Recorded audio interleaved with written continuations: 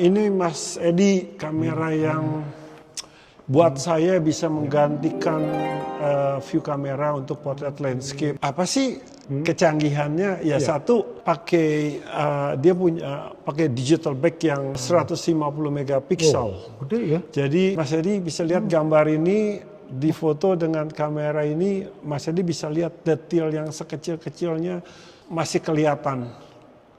Ini apa ya? Iya, ini tuh 90 cm kali 120 cm. Ini pohon-pohon yang kecilnya sendiri masih kelihatan. Dan dari segi, saya kan pakai film tadi 5x7. Jadi saya butuh juga file yang resolusinya tinggi supaya, karena Mas Edi kan tahu saya tuh berakhirnya maunya kecetakan. Jadi saya nggak pedulikan yang lain, yang penting saya bisa dapat cetakan yang maksimal. Lalu kembali ke fungsi daripada si kameranya sendiri. Kamera ini bisa menggantikan kamera view kamera karena dia bisa di shift. Jadi kalau artinya saya bisa ngatur, saya punya komposisi mau ini lebih tinggi, mau ini lebih pendek, ini lebih pendek, lebih tinggi. Artinya saya bisa mengatur backnya bisa turun dan naik, dan backnya bisa ke kiri dan ke kanan.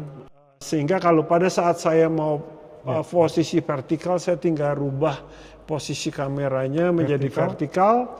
Saya tetap bisa mainkan dia punya backnya itu turun dan naik untuk mengatur komposisi saya. Lalu apa sih kelebihan berikutnya? Kelebihan berikutnya mungkin 1 tahun terakhir ini mereka mengeluarkan lensa yang bisa tilt. Untuk mendapatkan foreground yang tajam ini kita perlu tilt, dan fungsi itu diambil oleh lensa. Lensanya yang bisa tilt. Nah, kalau kita pakai view kamera itu yang paling krusial itu salah satu setelah kita komposisi semua selesai adalah mencari bidang tajam. Karena kan saya mau tajamnya dari foreground sampai dari sini sampai sini semua tajam. Jadi sini semua tajam. Nah itu di view kamera itu kita harus fokus pelan-pelan, dan kita harus pakai loop satu-satu. Pojok sudut. Ya, kita harus cek semuanya sampai seringkali kan kita juga pakai hiperfokal. Jadi artinya kita kira-kira ini semua tajam. Lalu kita tentukan exposure-nya yang kita mau. Ini teman-teman, saya bayangin kalau Pak Suheri itu mengecek satu-satu itu dari ujung sini sampai bawah sini, semua, ya Pak, untuk mendapatkan sharpennya ya Pak ya. Jadi nah itu kalau dulu kan di view kamera tadi misalnya 5x7 berarti kita cek satu-satu mana yang itu kita fokus lagi, kita kadang-kadang harus kita tilt, kadang-kadang mungkin harus kita shift sedikit gitu kan untuk dapatkan.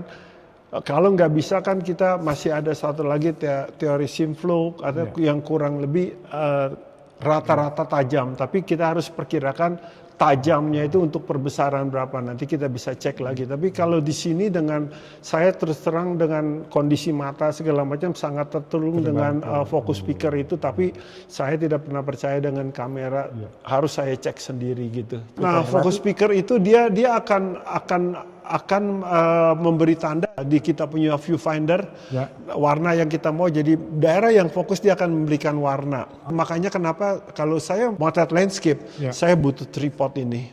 Jadi saya semua bisa dalam kontrol, tidak bergerak. Jadi setelah saya menggunakan satu focus speaker itu, dia akan keluar daerah yang fokusnya akan kelihatan. Saya tentukan saya punya distance-nya.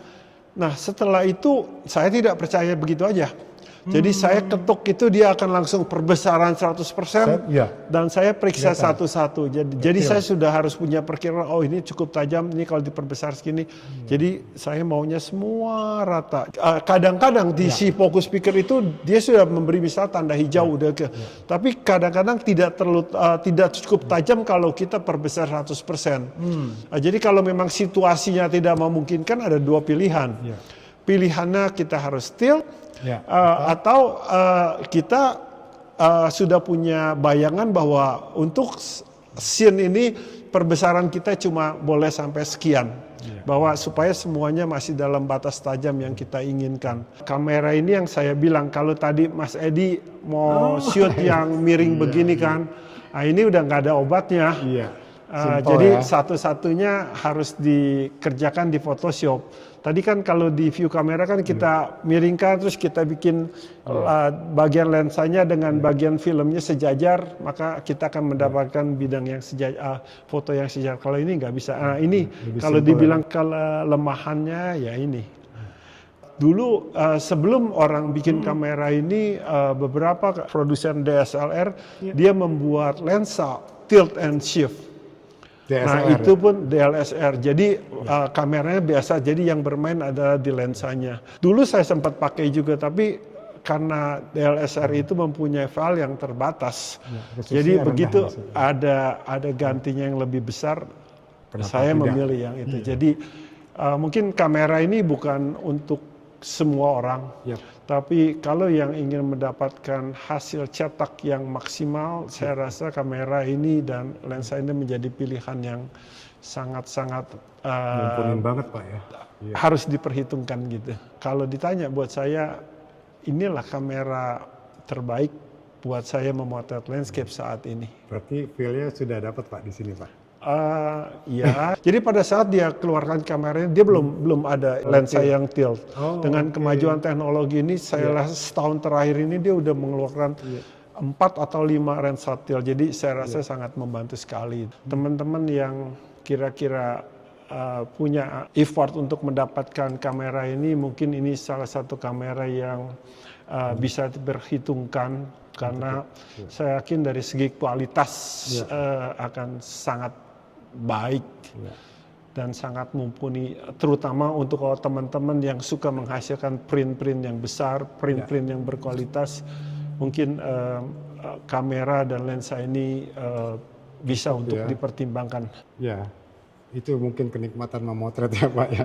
Nanti bakal berbeda juga dengan nanti nextnya di kenikmatan di mana di ruang darkroom dan digital room ya Pak ya.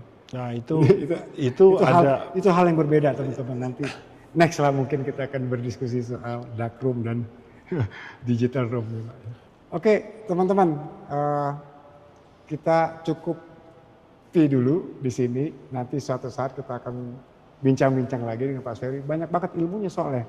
Saya baru dapat paling sepertiga kali ya soal kamera. Nah kapan-kapan kita ketemu lagi ngobrol-ngobrol dengan Pak Ferry. Terima kasih banyak Pak. Saya sudah dapat pengetahuan banyak. Terima kasih Mas Adi. Sampai ketemu ya. Sampai ketemu ya. Oke teman-teman, jangan lupa ya mampir ke Galeri D. Arno.